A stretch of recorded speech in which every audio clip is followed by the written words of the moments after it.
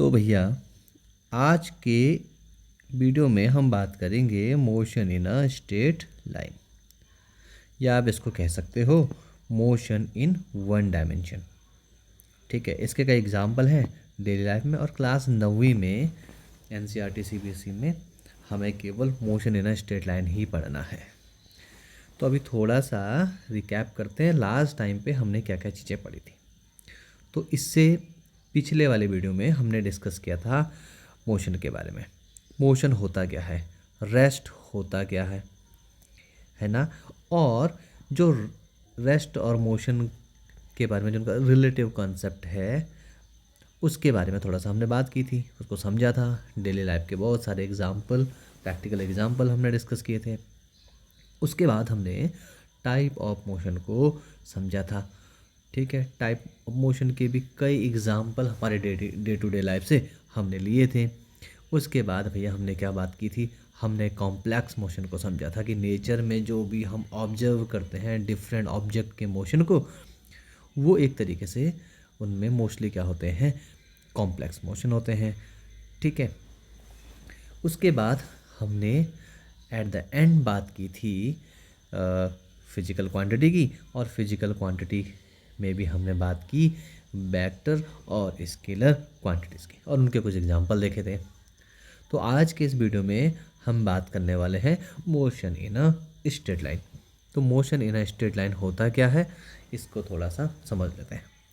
तो motion in a straight line या motion in one dimension के कई एग्जांपल हो सकते हैं, जैसे कोई कार, बाइक, कोई व्हीकल एक सीधी सड़क में मोशन कर रहा है, कि एक ही बीमा में डायमेंशन में मोशन कर रहा है।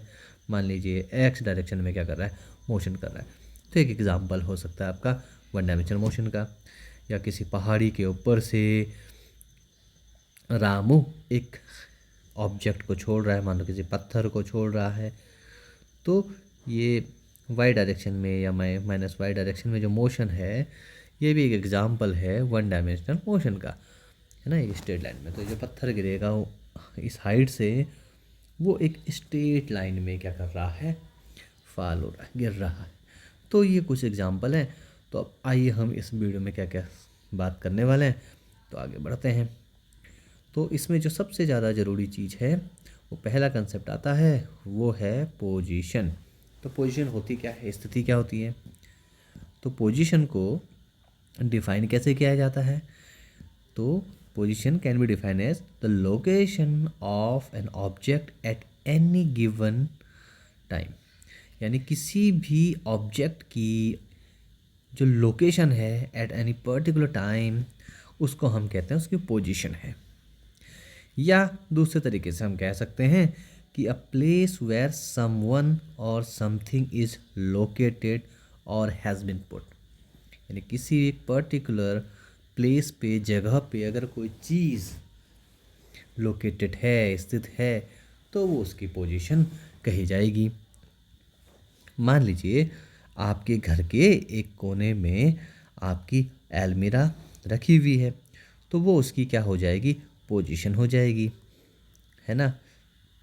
आपके घर के बगल पे कोई एक पेड़ है, तो ये उसकी क्या हो जाएगी, पोजीशन हो जाएगी। तो पोजीशन को हम किससे डिनोट करते हैं, यहाँ पे एक्स से डिनोट करते हैं। तो अब जब भी पोजीशन की बात आएगी, तो और या जहाँ पे भी आप एक्स देखेंगे, वहाँ पे हम बात कर रहे होंगे पोजीशन की। ठीक है, तो ये तो बात हुई पोजीशन की। ठीक है, नेक्स्ट, दिस इज़ इम्पॉर्टेंट कि अगर किसी भी ऑब्जेक्ट की अगर आपको पोजीशन बतानी है, तो आप कैसे बताओगे। तो उसके लिए मिनिमम तीन क्राइटेरिया है, या पैरामीटर्स कह सकते हैं, वो आपको उनकी रिक्वायरमेंट होती है। तो first one is reference point, है ना। तो कल भी हमने बात की थी भैया कि भाई रेफरेंस पॉइंट होता क्या है ना। तो रेफरेंस पॉइंट पहले आपको सिलेक्ट करना होता है। उसके बाद आ जाएगा डिस्टेंस, यानी दूरी। ये तो हो गया निर्देश बिंदु। ठीक है, ये हो गया निर्देश बिंदु।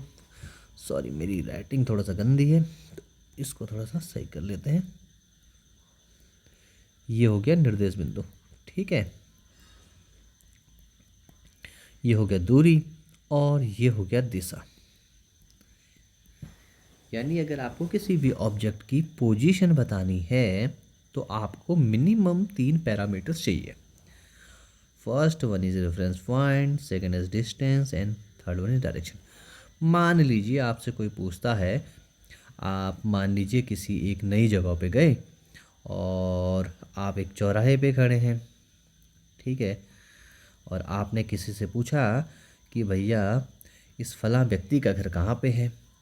तो सबसे पहले आप क्या करेंगे, मान लीजिए उसका घर कहीं है तो आप सबसे पहले एक रेफरेंस पॉइंट लेंगे, ठीक है। तो सबसे पहले आप डिफाइन करेंगे रेफरेंस पॉइंट। तो मान लीजिए आप चौराहे पे हैं तो चौराहा आपके लिए क्या हो जाएगा, रेफरेंस पॉइंट। तो जो व्यक्ति आपको बताएगा वो एड्रेस, तो आप मान लीजिए चौराहे पे हैं तो चौराहा आपके लिए एक तरीके से रेफरेंस पॉइंट हो गया। आप वो बताएगा कि भाई यहाँ से चौराहे से इतनी दूरी पे आपको जाना है, ठीक है। और थर्ड वन है कि इतनी डिस्टेंसेस पे, तो उसने कहा कि भाई आपको चौराहे से 2 किलोमीटर जाना है, 2 किलोमीटर दूरी पे जाना है, डिस्टेंस पे जाना है। और अभी भी बात नहीं, तो चौराहे से कहीं भी जा सकता है, 2 मीटर इधर भी जा सकता है, लेफ़्ट राइट, है ना, या नॉर्थ ईस्ट साउथ वेस्ट कहीं भी हो सकता है ना। तो उसके लिए अब आपको एक तीसरा पैरामीटर जिसकी रिक्वायरमेंट होगी वो है डायरेक्शन। यानी डायरेक्शन आपको मदद करेगी कि उस रेफरेंस पॉइंट से इतनी डिस्टेंस पे, इतनी डायरेक्शन पे आपको जिस लोकेशन पे जाना है या जिस पोजीशन पे कोई ऑब्जेक्ट है वहाँ तक आप पहुँच सकते हैं। तो इस तरीके से ये 3 पैरामीटर्स हैं जो आपको रिक्वायर हैं किसी भी ऑब्जेक्ट की पोजीशन बताने के लिए। तो आप इनका ध्यान रखेंगे। तो अभी हम आगे बढ़ते हैं, ठीक है। तो ये आप समझ सकते हैं। नेक्स्ट जो सबसे इम्पॉर्टेंट है वो है हमारे पास डिस्टेंस, दूरी। तो डिस्टेंस क्या है, distance is a measure of how much path is covered by an object in motion, ठीक है।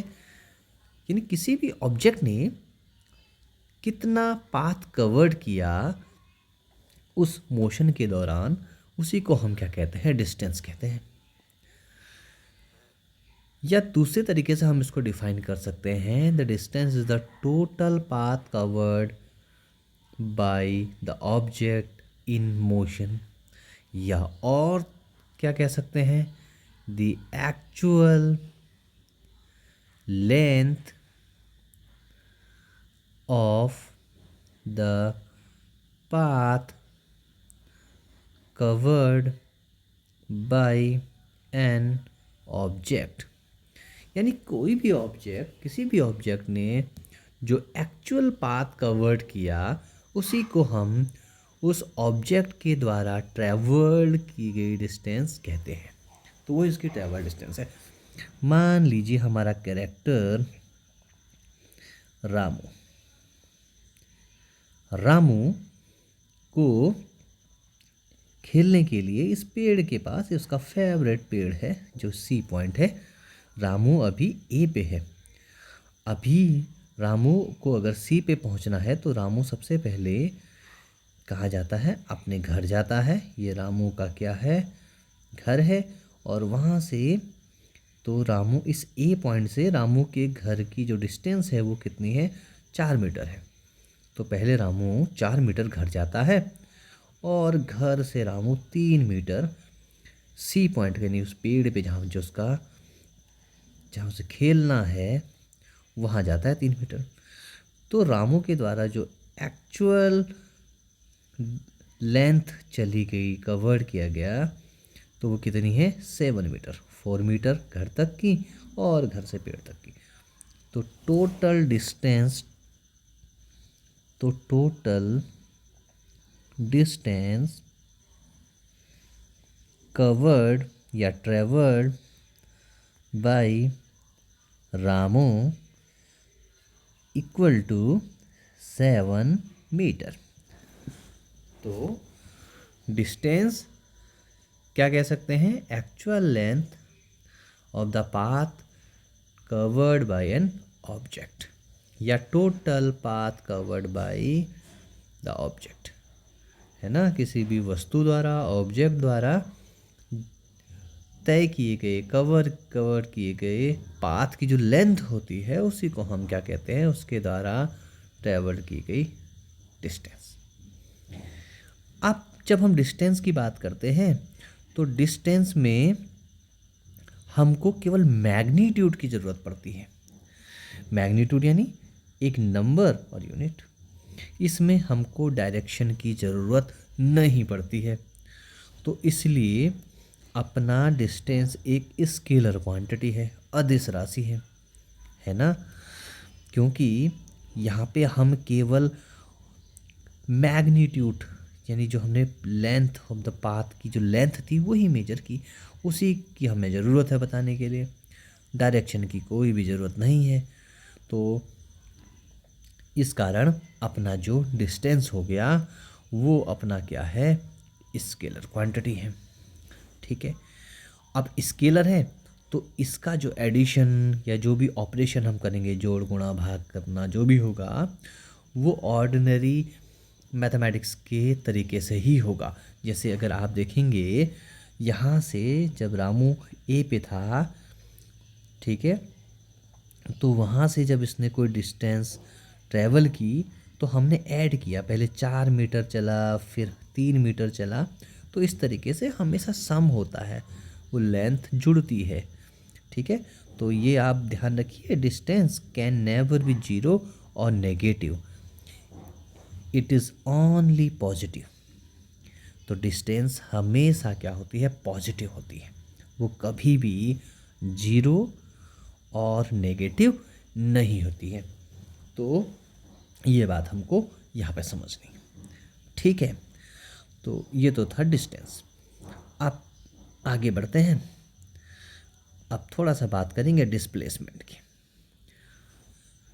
तो जब हम डिस्टेंस की बात कर रहे थे तो हमको किन्हीं भी दो पॉइंट के बीच की डिस्टेंस बताने के लिए केवल मैग्नीट्यूड की ज़रूरत पड़ रही थी, है ना। मान लीजिए रामू और श्यामू, इन दोनों के घर की डिस्टेंस मान लीजिए 2 किलोमीटर है। तो आपने क्या बताया, आपने केवल डिस्टेंस बताने के लिए 2 किलोमीटर का सहारा लिया, तो ये 2 किलोमीटर मैग्नीट्यूड है, तो आपको डायरेक्शन की ज़रूरत पड़ी नहीं। ठीक है, लेकिन कई बार हमको डायरेक्शन के साथ साथ मैग्नीट्यूड के साथ साथ डायरेक्शन की भी ज़रूरत पड़ती है। तो ऐसे केस में क्या होगा, ऐसे केस में हम एक नई क्वांटिटी की हेल्प लेते हैं जिसको बोलते हैं डिस्प्लेसमेंट, और डिस्प्लेसमेंट को हम बोलते हैं विस्थापन। ठीक है, तो डिस्प्लेसमेंट क्या है, displacement is defined as the change in position of an object. इसको हम दूसरे तरीके से भी डिफाइन कर सकते हैं। इसको हम डिस्प्लेसमेंट को दूसरे तरीके से कैसे डिफाइन कर सकते हैं, दूसरे तरीके से डिस्प्लेसमेंट डिफाइन ऐसे कर सकते हैं कि द मिनिमम या shortest distance between two points in a particular या specified direction। अभी देखिए उसकी डेफिनेशन समझिए, क्या बोला इसकी डेफिनेशन, इसकी डेफिनेशन हमने बोली द मिनिमम या shortest distance between two points in a particular या स्पेसिफाइड डायरेक्शन। तो दो पॉइंट के बीच की जो मिनिमम डिस्टेंस होगी उसी को हम क्या बोलेंगे, डिस्प्लेसमेंट बोलेंगे, विस्थापन बोलेंगे। ओके, अब जब मैंने इसकी डेफिनेशन बोली तो मैंने एक चीज़ बोली, क्या बोला, हमने बोला एक तो यहाँ पे मिनिमम डिस्टेंस भी है, okay. And then second direction की भी बात की। तो डिस्प्लेसमेंट को बताने के लिए हमको मैग्नीट्यूड और इसके साथ साथ डायरेक्शन यानी दिशा दोनों की ज़रूरत पड़ रही है। तो इसका मतलब ऐसी क्वांटिटी जिसको बताने के लिए मैग्नीट्यूड एंड डायरेक्शन दोनों की ज़रूरत होती है, उसको हम वेक्टर क्वांटिटी कहते हैं। तो इसका मतलब डिस्प्लेसमेंट आपकी वेक्टर क्वांटिटी होगी। क्यों? क्योंकि इसके पास डायरेक्शन भी है और मैग्नीट्यूड भी है। Second, displacement is known to be vector quantity, क्योंकि हमने बात कर ली, क्योंकि इसमें मैग्नीट्यूड भी है और डायरेक्शन भी है।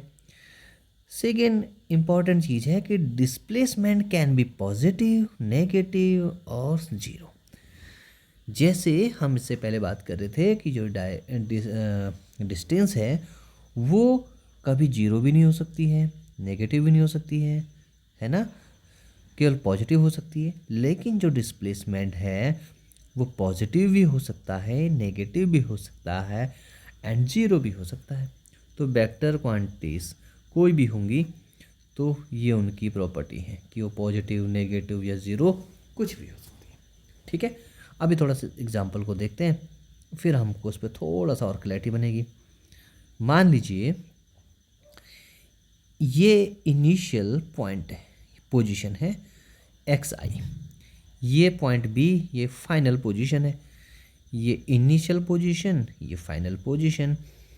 और एक ऑब्जेक्ट मान लीजिए रामू इस तरीके से ए से बी पे इस पाथ के थ्रू जाता है, ठीक है। तो ये इसके रामू की जो एक्चुअल पाथ ये कवर किया है, तो रामू की डिस्टेंस क्या हो जाएगी, ये वाली लेंथ हो जाएगी, इस ये वाली डिस्टेंस हो जाएगी, इसको मेजर करेंगे तो, ठीक है। तो हो मान लीजिए ये 4 किलोमीटर है। हो सकता है शामू ये वाला पाथ ले ले, तो ये शामू की क्या हो जाएगी, डिस्टेंस हो जाएगी, क्योंकि उसने उसके द्वारा एक्चुअल पाथ ये वाला लिया गया है। तो रामू ने लिया पाथ 1, श्यामू ने लिया पाथ 2। लेकिन जब हम बात करेंगे डिस्प्लेसमेंट की, तो डिस्प्लेसमेंट में हम किसकी बात करते हैं, मिनिमम या शॉर्टेस्ट डिस्टेंस बिटवीन 2 पॉइंट्स, किन्हीं भी 2 पॉइंट्स। तो पॉइंट ए ये वाला है, ए पॉइंट बी ये वाला है, इन दोनों के बीच की जो मिनिमम या शॉर्टेस्ट डिस्टेंस होगी वो हमेशा एक स्ट्रेट लाइन होगी। तो एक बात आप ध्यान रखेंगे कि किन्हीं भी 2 पॉइंट्स के बीच की जो मिनिमम डिस्टेंस होती है वो हमेशा एक स्ट्रेट लाइन होती है, एक सीधी रेखा होती है। तो जब आप इस 2 पॉइंट के बीच में डिस्प्लेसमेंट निकालेंगे तो वो इस स्ट्रेट लाइन द्वारा बताई जाएगी, निकाली जाएगी। तो आप इसकी लेंथ मेजर करेंगे तो आपको डिस्प्लेसमेंट मिल जाएगा। और इसकी एक डायरेक्शन भी होगी, तो डायरेक्शन को आप एरो से दिखा सकते हैं, या अगर आप इस तरीके से ईस्ट, वेस्ट, नॉर्थ, साउथ इस तरीके से लिखेंगे तो आपको पता चल जाएगा कि रामू की का जो डिस्प्लेसमेंट है वो नॉर्थ ईस्ट डायरेक्शन में है। जब आप इसका डिस्प्लेसमेंट लिखेंगे, मान लीजिए ये 1.5 किलोमीटर आता है डिस्प्लेसमेंट। अभी हम इसके कुछ न्यूमेरिकल करेंगे तो आपको क्लैरिटी मिल जाएगी, वहाँ पे हम प्रॉपर न्यूमेरिकल वैल्यू के साथ इनको करने वाले हैं। तो यहाँ पे जो डिस्प्लेसमेंट आया, तो जब आप इसका डिस्प्लेसमेंट लिखेंगे तो 1.5 किलोमीटर लिखेंगे और उसके साथ आप एक डायरेक्शन, तो डायरेक्शन यहाँ पे क्या निकल के आ रही है, नॉर्थ ईस्ट डायरेक्शन में। तो डिस्प्लेसमेंट आपका वेक्टर है, तो वेक्टर के साथ डायरेक्शन प्लस मैग्नीट्यूड दोनों की जरूरत पड़ने वाली है।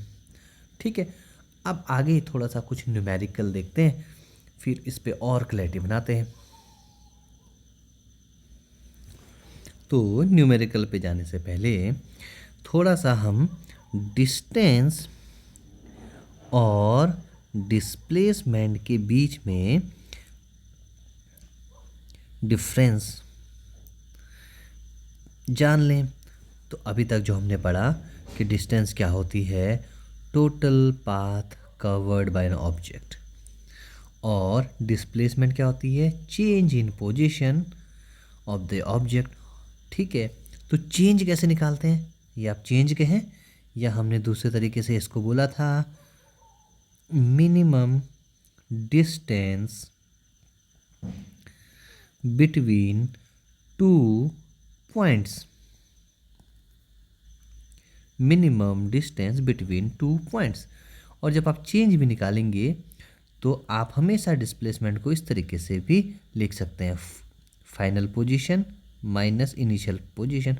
तो चेंज निकल गया है ना, 2 पॉइंट के बीच का, जैसे इससे पहले हम बात कर रहे थे, एक पॉइंट ए है, एक पॉइंट बी है, तो इन दोनों का ये मान लो एक्स आई है, ये एक्स एफ है। इनिशियल पोजीशन यानी इसकी प्रारंभिक स्थिति ये थी, और एक्स एफ इसकी क्या थी, फाइनल पोजीशन थी, अंतिम स्थिति थी। तो जब इन दोनों के बीच का डिस्प्लेसमेंट निकालोगे तो या तो चेंज इन पोजीशन करके निकाल लो, फाइनल माइनस इनिशियल। जब भी हम चेंज निकालते हैं तो फाइनल से किसको माइनस करते हैं, इनिशियल को। ठीक है, और दूसरा तरीका तो हम कह दिया कि minimum distance between two points. ठीक है, तो ऐसे अभी न्यूमेरिकल करेंगे तो आपको क्लैरिटी बनेगी। ओके, सेकेंड है कि distance is a scalar quantity और displacement is a vector quantity. ठीक है, उसके बाद इसमें केवल मैग्नीट्यूड चाहिए होता है, लेंथ ऑफ द पाथ हम कंसिडर करते हैं और डायरेक्शन को हम इग्नोर करते हैं, डायरेक्शन की ज़रूरत होती नहीं है, इसीलिए स्केलर है। यहाँ पे डिस्प्लेसमेंट में हम लेंथ भी चाहिए होती है, उसकी डायरेक्शन भी चाहिए होती है, तो इसीलिए हम इसको वेक्टर भी कह रहे हैं। अगली चीज़ हमने पढ़ी थी कि distance can only have positive value, तो यहाँ पे इसमें पॉजिटिव वैल्यू होने वाली है। इसमें पॉजिटिव, नेगेटिव और ज़ीरो कुछ भी हो सकती है वैल्यू। ठीक है, तो ये कुछ चीज़ें हमने अभी तक समझी थी। अब एक न्यूमेरिकल क्वेश्चन करते हैं, उससे हम अब इन सारे कंसेप्ट को और क्लैरिटी के साथ समझेंगे। ठीक है, चलिए। तो अब ना एक कंसेप्चुअल क्वेश्चन करते हैं। ठीक है, मान लीजिए यहाँ पे ए पॉइंट है। ठीक है, ए पॉइंट है और ए से रामू बी पे जाता है, बी से सी पे जाता है, सी से डी पे जाता है और डी से ई पे जाता है। अभी ये है 0। ठीक है, और ये सारे जो ये इनके बीच की जो डिस्टेंस है वो इक्वल इंटरवल है। मान लीजिए ये 2 मीटर है, ये भी 2 मीटर है। ठीक है, ये भी 2 मीटर है, ये भी 2 मीटर है। ठीक है, अब रामू ए से कहाँ गया, बी पे गया। तो अभी एक बड़ा इम्पोर्टेंट कॉन्सेप्ट है, इसको ज़रा समझने की कोशिश कीजिए। रामू कहाँ पे था, ए पे था, यानी उसके द्वारा उस टाइम पर उसकी पोजीशन ए पे थी। ए से कहाँ गया, वो बी पे गया। तो रामू के द्वारा जो चली गई डिस्टेंस होगी, ए बी होगी, तो ए बी कितनी हो जाएगी 2 metre. Okay, this good. This is east, this is west and this is north and south. चलो, रामू के द्वारा कवर्ड डिस्प्लेसमेंट लिखते हैं। डिस्प्लेसमेंट भी ए बी होगा ना, मिनिमम डिस्टेंस या शॉर्टेस्ट डिस्टेंस बिटवीन 2 पॉइंट, या चेंज इन पोजीशन। यहाँ पे तो 0 पे था, यहाँ पे 2 पे है, तो 2 माइनस 0। आप इसको दोनों तरीके से लिख सकते हो, 2 मीटर माइनस फाइनल क्या है 0, यानी कितना आ जाएगा 2 मीटर। अच्छा, एक चीज़ हमने देखी, डिस्टेंस और डिस्प्लेसमेंट का दोनों का जो मैग्नीट्यूड है वो सेम है। मैग्नीट्यूड एक स्ट्रेट लाइन के केस में, जब एक सीधी रेखा में ऑब्जेक्ट मोशन कर रहा है, तो उस केस में जो डिस्टेंस है और जो डिस्प्लेसमेंट है उनका मैग्नीट्यूड जो होता है वो सेम होता है, इक्वल होता है। और डिस्प्लेसमेंट के केस में क्योंकि ये वेक्टर क्वांटिटी है, तो हमको इसमें डायरेक्शन को भी लिखना पड़ेगा। तो मान लीजिए अभी ईस्ट डायरेक्शन में जा रहा है, तो टूवर्ड्स ईस्ट, क्या लिख सकते हैं, टूवर्ड्स ईस्ट, ईस्ट की ओर जा रहा है ये। अब मान लीजिए फिर बी से कहाँ जाता है, सी तक जाता है, यानी अब वो ए से पहले बी पे गया, बी से सी पे गया। अभी बताइए टोटल डिस्टेंस कितना हो जाएगा। अभी लिखेंगे टोटल डिस्टेंस हो गया A B plus B C. तो हमने ये सीखा है कि जब हम डिस्टेंस निकालते हैं तो हम क्वांटिटीज़ को एक्चुअली क्या करते हैं, ऐड करते हैं। तो 2 मीटर पहले था, फिर से 2 मीटर था, तो टोटल डिस्टेंस कितनी हो जाएगी 4 मीटर। अगर हम डिस्प्लेसमेंट निकालेंगे, क्योंकि अभी भी आप 2 पॉइंट के बीच का वो निकाल रहे हैं, तो इस केस में भी डिस्प्लेसमेंट आपका कितना होने वाला है 4 मीटर, और अभी भी टूवर्ड्स क्या होगा, ईस्ट। Okay, interesting. तो हम यहाँ से एक चीज़ तो हमें पता चल रही है कि इन अ स्ट्रेट लाइन के केस में 9 जो डिस्टेंस है, और डिस्टेंस का क्या, magnitude of distance is equal to magnitude of displacement.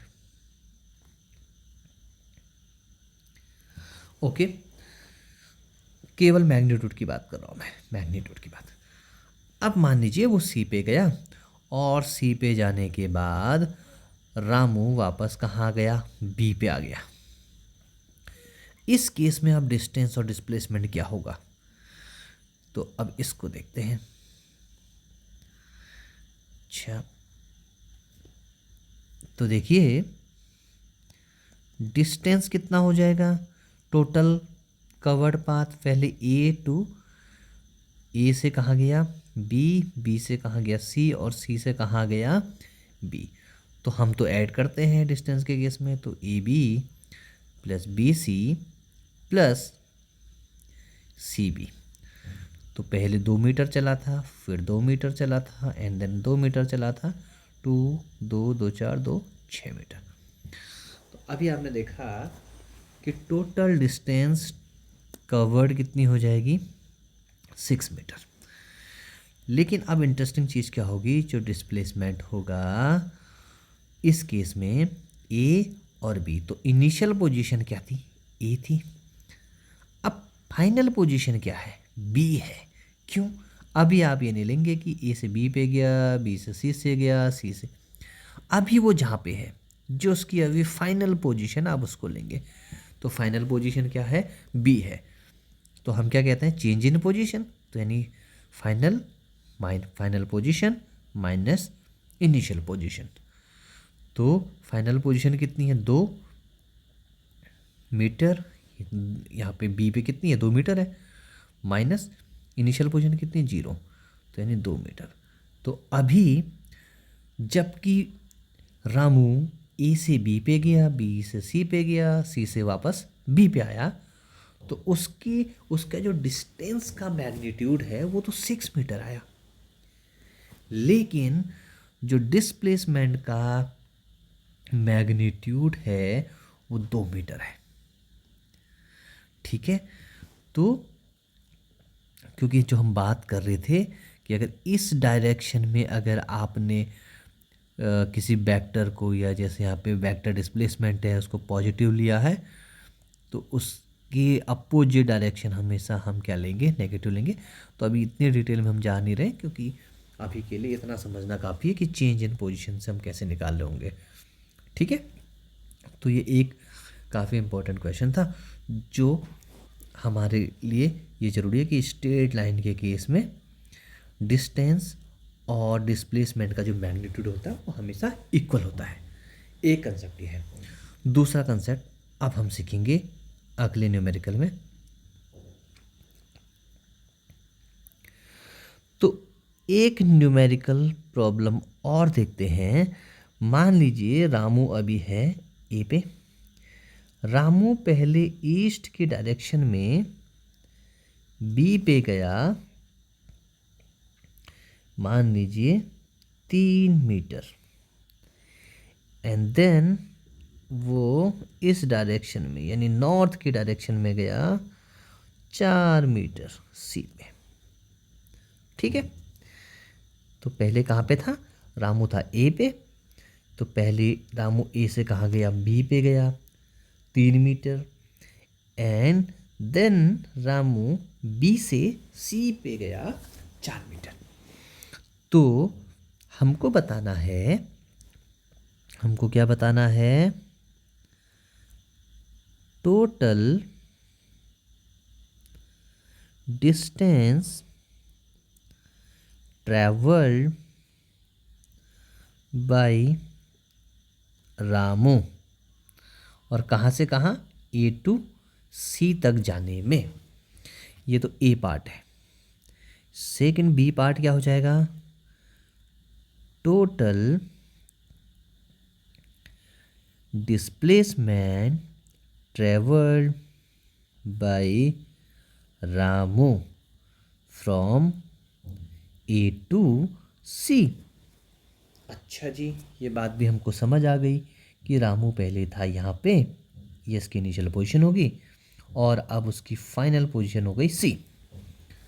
तो भाई देखो यहाँ पे बड़ा सिंपल है, हमने कॉन्सेप्ट तो समझा ही है। तो जब हम डिस्टेंस निकालते हैं, डिस्टेंस कवर्ड बाय रामू क्या हो जाएगी, पहले कहाँ चला ए बी, तो ए बी प्लस फिर कितना चला B C.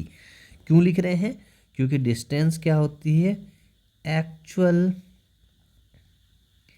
Length of the path covered by an object. तो ए बी कितना चला 3 मीटर, प्लस बी सी कितना चला 4 मीटर, तो कितना डिस्टेंस चल गया टोटल 7 मीटर। गुड, ये तो बड़ा सिंपल है। लेकिन जब डिस्प्लेसमेंट निकालेंगे, ये तो ए पार्ट हो गया, अब बी पार्ट निकालते हैं। तो जब डिस्प्लेसमेंट निकालना होगा तो कैसे निकालेंगे, तो डिस्प्लेसमेंट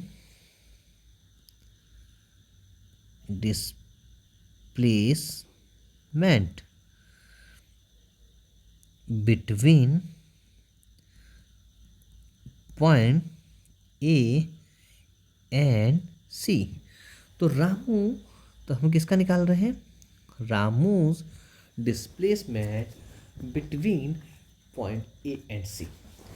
ए और सी के बीच रामू का डिस्प्लेसमेंट क्या होगा, तो क्या होता है, शॉर्टेस्ट डिस्टेंस बिटवीन 2 पॉइंट्स। तो शॉर्टेस्ट डिस्टेंस क्या होगी, हमने इससे पहले बात की है, shortest distance always be a straight line. तो ए सी, ये जो लाइन है ए सी, ये ही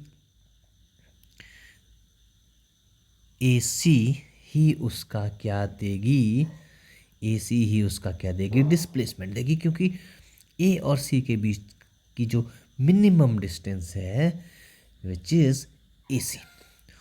और ट्रिग्नोमेट्री से हम जानते हैं, राइट एंगल ट्रायंगल में पाइथागोरस थ्योरम से, अगर हमको किसी ट्रायंगल की अगर हमको एनी टू साइड्स अगर पता हैं तो थर्ड साइड हम कैसे निकालेंगे, पाइथागोरस थ्योरम से। तो पाइथागोरस थ्योरम क्या होती है, मान लीजिए ये आपके पास एक ट्रायंगल है, ठीक है, ये ए, ये बी, ये सी, तो ये इसका क्या हो जाएगा, हाइपोटेन्यूज, ये परपेंडिकुलर, ये इसका बेस। तो हम जानते हैं ए सी जो हाइपोटेन्यूज है कर्ण, इसका स्क्वायर इन दो अदर साइड, जो दो बाकी बची हुई साइड्स हैं उनके स्क्वायर्स के क्या होती है, इक्वल होती है। तो अगर आपको ए सी निकालना है, हाइपोटेन्यूज निकालना है, तो वो हो जाएगा बेस यानी आधार का स्क्वायर प्लस ये जो लंब है परपेंडिकुलर है उसके स्क्वायर के। तो वो सेम चीज़ हम यहाँ पे अप्लाई करने वाले हैं। ए सी का अगर वैल्यू आपको कैलकुलेट करना है तो आप इसका स्क्वायर प्लस इसका स्क्वायर करके कैलकुलेट कर सकते हैं। तो यहाँ पे सबसे पहले मैं क्या लगाऊंगा, रूट। तो रूट हमने लगाया, बेस कितना है, ये वाली साइड बेस कितना है, 3 का square plus this side is 4, so we'll write the square of 4. And now we have to do simple math. So square of 3 is 9 plus square of 4 is 16, and then 16 and 9 कितना होता है 25, और 25 का जब हम स्क्वायर रूट निकालेंगे it will give us 5। तो यह आ जाएगा 5 मीटर। और क्योंकि डिस्प्लेसमेंट का मैग्नीट्यूड कितना निकाला, 5 मीटर। अब जरा देखिए, हमारे पास जो डिस्टेंस कवर्ड आया वो तो आया, उसका मैग्नीट्यूड आया 7 मीटर, लेकिन जो डिस्प्लेसमेंट है वो कितना आया, 2 पॉइंट के बीच में 5 मीटर। तो एक चीज़ और याद रखेंगे, एक कंसेप्ट और याद रखेंगे कि जो डिस्टेंस होती है वो या तो डिस्प्लेसमेंट के इक्वल होती है, जैसे हमने स्ट्रेट लाइन के केस में देखा था जहाँ पे डिस्टेंस और डिस्प्लेसमेंट क्या था, इक्वल था, या डिस्टेंस डिस्प्लेसमेंट से हमेशा ज़्यादा होगी, जैसा कि हमने इस केस में देखा है ना। ए से सी तक जब रामू का मोशन था तो वहाँ पे डिस्टेंस ज़्यादा आई है डिस्प्लेसमेंट से। आप इसकी डायरेक्शन लिख सकते हैं, है ना। अभी तो क्या मैं मैग्नीट्यूड की बात कर रहा हूँ, तो अगर इसको पूरा वेक्टर फॉर्म में लिखना होगा तो ईस्ट, तो ये मोशन किस डायरेक्शन में हो रहा है, नॉर्थ ईस्ट में, क्योंकि नॉर्थ यहाँ आएगा इस तरीके से, ठीक है। तो यहाँ पे नॉर्थ ईस्ट अगर प्रॉपर वेक्टर फॉर्म में लिखेंगे तो यहाँ पे 2 कंसेप्ट हमने और सीखे हैं। तो क्या कंसेप्ट है वो, कि भाई डिस्टेंस या तो डिस्प्लेसमेंट के इक्वल होगा, और वो कब होगा, जब एक स्ट्रेट लाइन में मोशन हो रहा होगा, ठीक है। दूसरा कंसेप्ट है कि डिस्टेंस हमेशा डिस्प्लेसमेंट से ज़्यादा ही होगी, जो दूरी होगी वो विस्थापन से हमेशा ज़्यादा होगी, या दूसरे शब्दों में कहें डिस्प्लेसमेंट डिस्टेंस से हमेशा कम ही होगी, है ना, विस्थापन दूरी से हमेशा कम होगी। तो ये आप ध्यान रखिए, ये इंपॉर्टेंट कंसेप्ट थे। अब थोड़ा सा कुछ और न्यूमेरिकल करते हैं, ठीक है। अब एक और क्वेश्चन लेते हैं, ये भी एक काफ़ी इंपॉर्टेंट क्वेश्चन होगा, मान लीजिए ये एक सेमी सर्कुलर ट्रैक है, ठीक है, और यहाँ पे मान लीजिए ए है, मान लीजिए इधर से कोई बाइक वाला आया, रामू अपनी बाइक पे आया, ठीक है, अपना रामू इधर से बाइक पे आया, और ये सेमी सर्कल का क्या है, ए है, ठीक है, और यहाँ से रामू भैया बी पे पहुँचे और फिर इधर को निकल लिए, ये बी है ना। तो भाई इस तरीके से रामू आए और ये चौराहे पे इस तरीके का एक ट्रैक लिया सेमी सर्कुलर और फिर निकल लिए बी पे। अभी हमको बताना है कि रामू द्वारा ए और बी के बीच में टोटल कितना डिस्टेंस ट्रैवल किया गया। तो again we have to calculate the total distance travelled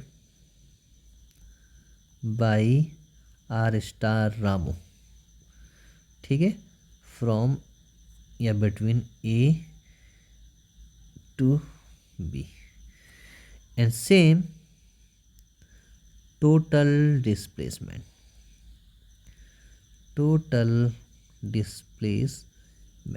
again A and B के बीच में, ठीक है।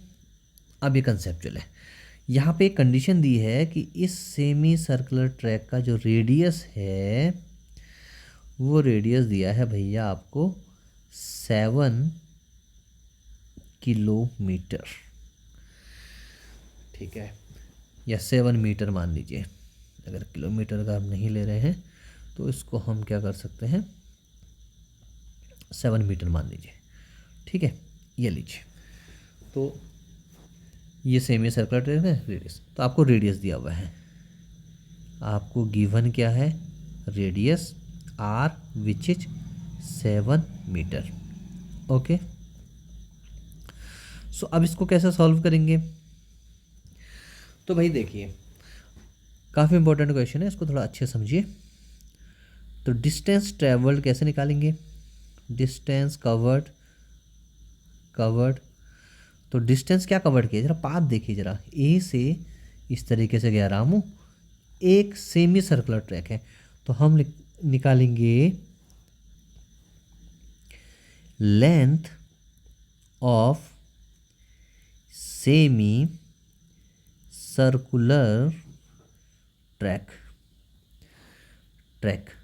TRAC के ट्रैक, ये जो सेमी सर्कुलर ट्रैक है या पाथ है इसकी लेंथ निकालनी है। तो भाई ये लेंथ कितनी होगी, सेमी सर्कल कितना होता है, तो भाई एक पूरे जो सर्कल होता है उसकी इस ट्रैक की लेंथ, जिसको हम क्या कहते हैं सरकमफेरेंस कहते हैं, परिधि कहते हैं, सरकमफेरेंस हिंदी में कहते हैं परिधि, द आउटर बाउंड्री, ठीक है, बीच में हो गया centre, and this boundary is called circumference. तो ये सरकमफेरेंस कितना होता है सर्कल का, तो सर्कल का होता है 2 पाई और रेडियस आर, लेकिन ये तो क्या है आधा है, हाफ है, तो हाफ होगा, तो इसका हाफ कर दीजिए, तो सेमी, तो ये ट्रैक कैसे निकालोगे, सरकमफेरेंस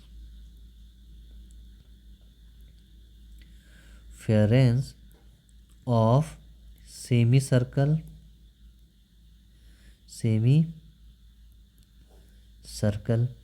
तो सरकमफेरेंस सेमी सर्कल का कितना होता है पाई आर, पाई का वैल्यू हमको पता है कितना होता है 22/7, 22/7 into R, the value of R, radius की वैल्यू कितनी है इज गिवन 7 मीटर, तो इससे कैंसिल हो जाएगा, तो वी विल हैव 22 मीटर।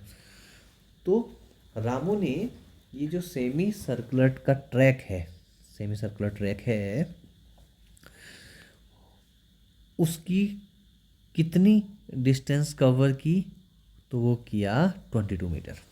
अब डिस्टेंस निकालना है, सॉरी डिस्प्लेसमेंट निकालना है, कितना डिस्प्लेसमेंट इसने कवर किया। बी पार्ट क्या है, डिस्प्लेसमेंट। तो डिस्प्लेसमेंट क्या होगा, तो हमको पता है डिस्प्लेसमेंट क्या होता है, दो पॉइंट के बीच की मिनिमम डिस्टेंस। तो ए और बी के बीच की मिनिमम डिस्टेंस एक स्ट्रेट लाइन होगी, स्ट्रेट लाइन होगी।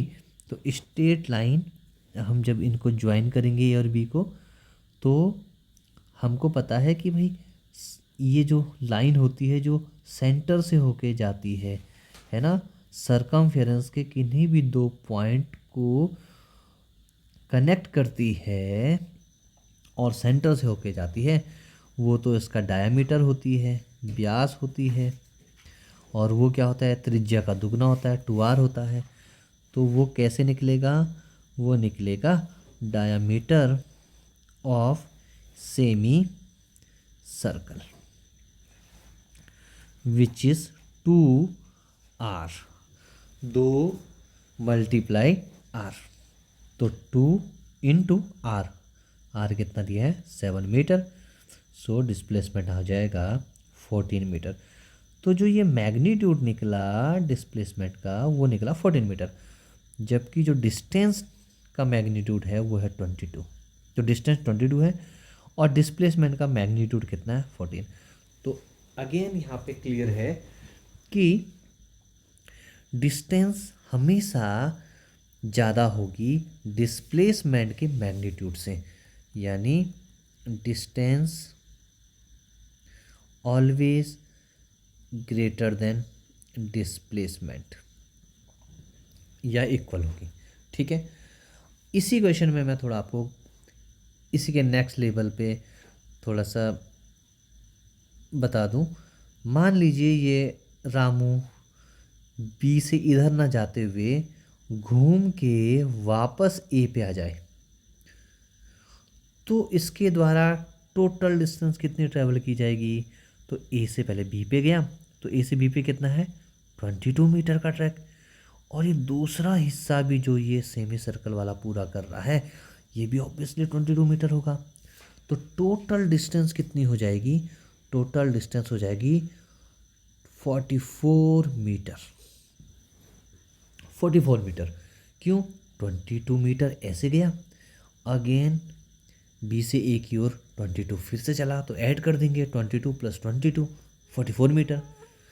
बट डिस्प्लेसमेंट क्या होगा, इनिशियल पॉइंट क्या था, इनिशियल पॉइंट था ए, एक्स आई ए, और ए से वापस घूम के वो कहाँ पे आ गया ए, यानी इनिशियल और फाइनल पॉइंट एक ही पॉइंट है। तो कोई चेंज हुआ क्या, नहीं। तो इस केस में जब ए से चला और वापस ए पे आ गया, तो डिस्प्लेसमेंट का वैल्यू क्या होगा, डिस्प्लेसमेंट का वैल्यू होगा 0। ठीक है, क्योंकि दोनों हम मिनिमम 2 पॉइंट लेते हैं, 2 पॉइंट के बीच का मिनिमम डिस्टेंस लेते हैं। तो यहाँ पे मिनिमम डिस्टेंस कुछ है ही नहीं, क्योंकि इनिशियल और फाइनल जो पॉइंट है वो एक ही है। ठीक है, तो इस केस में डिस्प्लेसमेंट कितना हो जाएगा, 0 हो जाएगा। जबकि डिस्टेंस क्या है, डिस्टेंस हमारे पास आई 44 मीटर। दैट्स वाई हम कह रहे थे कि जो डिस्टेंस होती है वो कभी भी 0 नहीं होती है। ओके, बट जो डिस्प्लेसमेंट है वो 0 भी हो सकती है, नेगेटिव हो सकती है और पॉजिटिव हो सकती है। ठीक है, तो ये कंसेप्चुअल अगेन क्वेश्चन था जिसको समझना बहुत ज़रूरी है। एक फाइनल लास्ट क्वेश्चन और लेंगे, उसको डिस्कस करते हैं एंड देन हम इस वीडियो को क्लोज करेंगे। Now the question is, an object has moved through a distance, can it have 0 displacement? If yes, support your answer with an example. तो ये क्वेश्चन क्या पूछ रहा है, ये पूछ रहा है कि ये कोई ऑब्जेक्ट है, उसने कोई डिस्टेंस कवर की, ठीक है, तो क्या उसका डिस्प्लेसमेंट 0 हो सकता है? If yes, support your answer with an example. तो अभी हम इससे पहले ये सारी चीज़ें डिस्कस कर चुके हैं और हमें पता है यस, अगर एक ऑब्जेक्ट एक सर्कल में भी अगर मूव कर रहा है, मान लीजिए वो पहले ए पे था, वो ए से बी पे जाता है और बी से फिर से ए पे आता है, तो वो 2πr यानी इस सर्कल के सरकमफेरेंस के बराबर डिस्टेंस तो ट्रैवल करता है, 2πr डिस्टेंस ट्रैवल करता है। ठीक है, कुछ ना कुछ, जैसे इससे पहले हमने कितना निकाला था, 44 मीटर कैलकुलेट किया था, जबकि इसकी रेडियस थी 7 मीटर। और उसका डिस्प्लेसमेंट कितना निकला था, 0। तो इसका एग्जाम्पल ये हो सकता है कि अगर कोई ऑब्जेक्ट, कोई पार्टिकल एक सर्कल में मूव कर रहा है, मोशन कर रहा है, तो अगर वो पूरे एक चक्कर के बाद वापस से अपनी इनिशियल पोजीशन पे आ जाता है, एक चक्कर पूरा कर लेता है, तो उसने कुछ डिस्टेंस तो ट्रैवल की होगी, जो कि होगी 2πr के बराबर, which is the circumference of the circle. But the value या the magnitude of the displacement will be 0। ठीक है, सो ये आंसर हो सकता है। आप कई सारे एग्जाम्पल ले सकते हैं। एक ऑब्जेक्ट एक स्ट्रेट लाइन में ए से बी पे गया, मान लीजिए ये 5 मीटर गया, ए से कहाँ गया, बी पे गया, 5 मीटर गया। वापस बी से जब ये ए पे आता है, तो टोटल डिस्टेंस इसने कितना कवर किया, 10 मीटर। क्यों, 5 यहाँ एंड देन 5 यहाँ। But the displacement will be 0 because A is the initial point and A is the final point। यानी यहीं से चला था, वापस यहीं आ गया, तो final point minus initial point, तो फाइनल पॉइंट भी 0 माइनस इनिशियल पॉइंट भी 0, तो अगेन इट विल गिव 0। तो ये इस तरीके से आंसर हो सकता है। आप और इस तरीके से कर सकते हैं। ये एक रेक्टेंगल ले लिया, ए से चलना शुरू किया, 3 मीटर यहाँ गया बी पे, फिर बी से सी पे 2 मीटर गया, फिर सी से डी पे 3 मीटर गया, और फिर यहाँ से जब डी से ए पे आएगा तो ये अगेन 2 मीटर ही होगा। तो देखिए, ये 3 मीटर चला, फिर 2 मीटर चला, फिर 3 चला, फिर ए पे आ गया, तो टोटल डिस्टेंस कितनी होगी, 3 3 6 7 8 9 10। लेकिन डिस्टेंस तो कितना चल गया, 10 मीटर 10 मीटर, लेकिन डिस्प्लेसमेंट कितना हो जाएगा, 0। तो ये कुछ ऐसे एग्जाम्पल थे जिनको आप ऐसे कर सकते हैं। ठीक है, तो ये बेसिक कंसेप्चुअल कुछ क्वेश्चन थे, न्यूमेरिकल क्वेश्चन थे, जो डिस्टेंस और डिस्प्लेसमेंट पे बेस्ड थे। ठीक है, so we have one more question, और आप इसको खुद करने का प्रयास कीजिए। तो यहाँ पे क्या है कि Reshma travel a distance of 8 kilometre towards east and then 6 kilometre towards north, calculate the total distance covered by Reshma and the displacement also. तो ये कह रहा है कि भाई रेशमा पहले ईस्ट की ओर 8 किलोमीटर चलती है, और फिर नॉर्थ की ओर 6 किलोमीटर चलती है, तो टोटल डिस्टेंस और डिस्प्लेसमेंट हमको कैलकुलेट करना है। तो मैं इसको थोड़ा सा एक रफ आइडिया दे देता हूँ। तो आप यहाँ पे पहले डायरेक्शन बना सकते हैं, ये ईस्ट हो गया, ये नॉर्थ, ये वेस्ट, ये साउथ। तो ये कह रहा है पहले रेशमा, तो ये इनिशियल पॉइंट ले लीजिए, ओ ले लीजिए इसको। ठीक है, तो ईस्ट की ओर जा रही है, तो ईस्ट इधर के लिए है, ईस्ट की ओर कितना गई, 8 किलोमीटर।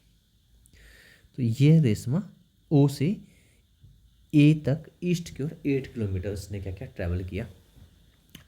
अब यहाँ से कहाँ जाएगी, ए से नॉर्थ, तो नॉर्थ किस ओर होगा, यहाँ, है ना। तो यहाँ से 6 किलोमीटर अगेन ये बी पे पहुंची, तो ये हो गया 6 किलोमीटर। तो ये नॉर्थ की डायरेक्शन में 6 किलोमीटर की। अब इसके बाद की कहानी आप जानते हैं, इससे पहले हम सिमिलर तरीके का एक प्रॉब्लम ऑलरेडी कर चुके हैं। तो अब मुझे लगता है कि आप इस क्वेश्चन को अटेम्प्ट कर सकते हैं।